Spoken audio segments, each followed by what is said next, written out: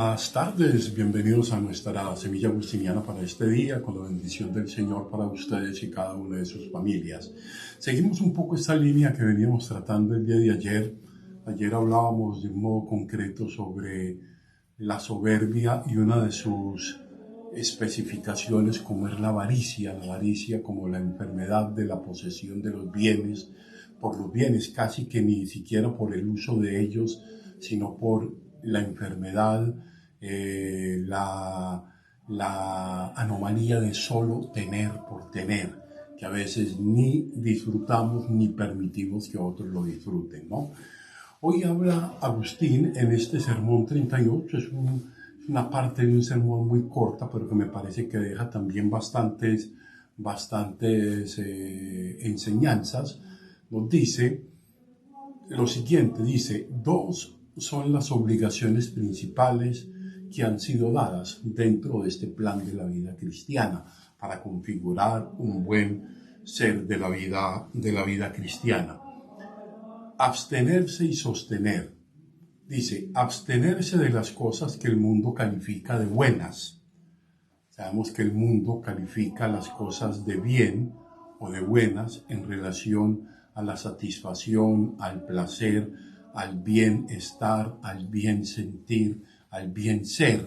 Sin embargo, no todas esas cosas que el mundo califica de bien comportan una bondad para el crecimiento de lo que somos. Y nos dice, y sostener las cosas malas del mundo, o sea, cómo mantenernos en medio de las situaciones de la tribulación, de la apretura, de las grandes dificultades que a veces tenemos. Entonces dice, continencia y paciencia.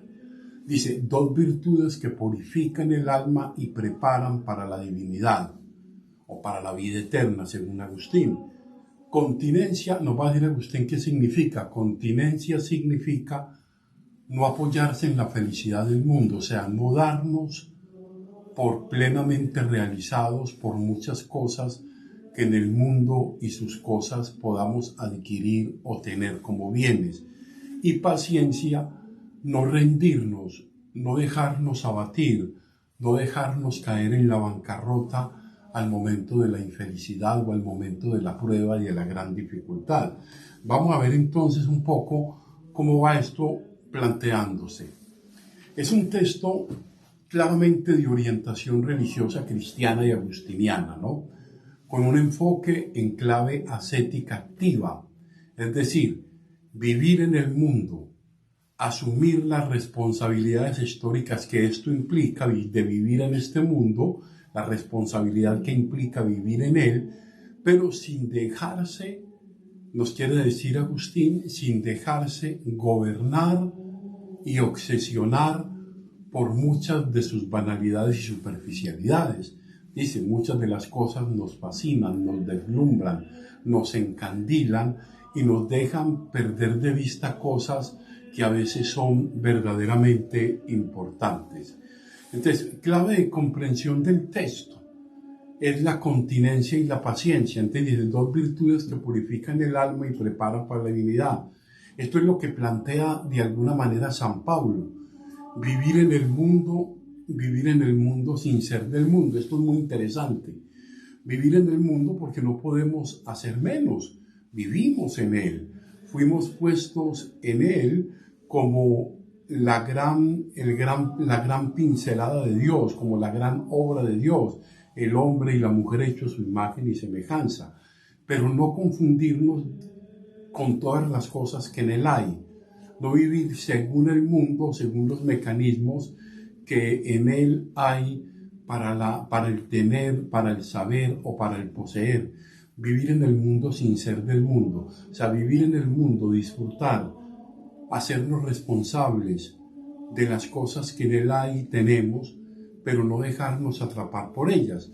Entonces, digamos que Agustín, de alguna manera, está alejado de una visión pesimista de la vida y del hombre de la mitad del siglo III y de la propuesta estoica. Entonces aquí en este texto, de alguna manera es bien interesante, invita aquí a preparar con una vida buena, llamémosla virtuosa, el camino hacia la eternidad. O sea, preparar una vida bien, preparar una vida que no significa coartar la felicidad, coartar el disfrute, coartar el mismo gozo de vivir, sino simplemente no hacernos esclavos de las cosas que nos llevan a ellos, ¿no? Entonces, al encuentro con la divinidad es para Agustín, o al encuentro con la vida eterna en el Padre, es lo que Agustín ve como principal, pero dice que hay que prepararlo aquí. O sea, aquí no podemos hacer menos que vivir según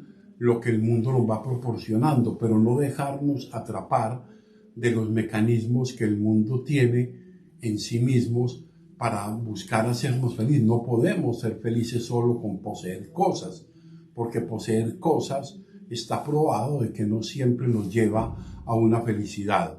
Entonces no hay duda de la vida eterna. Solo allí habrá vida perfecta y plena felicidad, dice Agustín.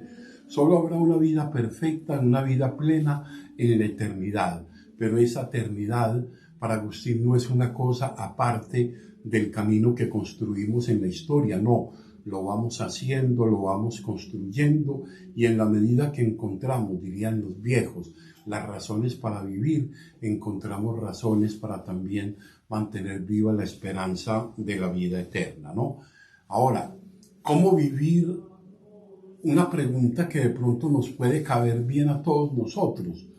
¿Cómo vivir los espacios vitales del día a día de la vida, significándolos, o sea, haciéndolos significativos y estableciendo prioridades entre lo que quiero y lo que realmente necesito? Yo quiero y deseo muchas cosas, pero ¿qué es lo que realmente necesito? Alejándonos de esta manera de lo banal y asumiendo con fortaleza las adversidades en la construcción del proyecto de la vida. O sea, en el proyecto de la vida no todas son color de rosa, también tenemos momentos de espina, momentos de gran dificultad, de transformar la vida desde nuestro espacio vital, desde lo que somos y tenemos, en este hoy, ahora y aquí, hacerlo de una manera sabia, inteligente, que quiere decir viviendo, asumiendo los bienes y los deleites que este mundo nos ofrece, sin quedarnos atrapados en ellos y trascendiéndolos para llegar a aquel que verdaderamente nos trasciende, que es Dios. Por eso pidámosle pues al Señor, y de alguna manera pues queda claro que un texto de estos, escuchados en una cultura cada vez menos religiosa y más secular, y apegada a las vivencias placenteras de lo inmediato y sin muchas referencias a la trascendencia, podría ser un reto para la evangelización de la Iglesia, de saber proponer hoy la experiencia de Dios en nuestros contextos culturales de características cambiantes y complejas. ¿Cómo proponer hoy o cómo hacer hoy viable y significativa la propuesta cristiana en medio de un mundo marcado por la secularidad?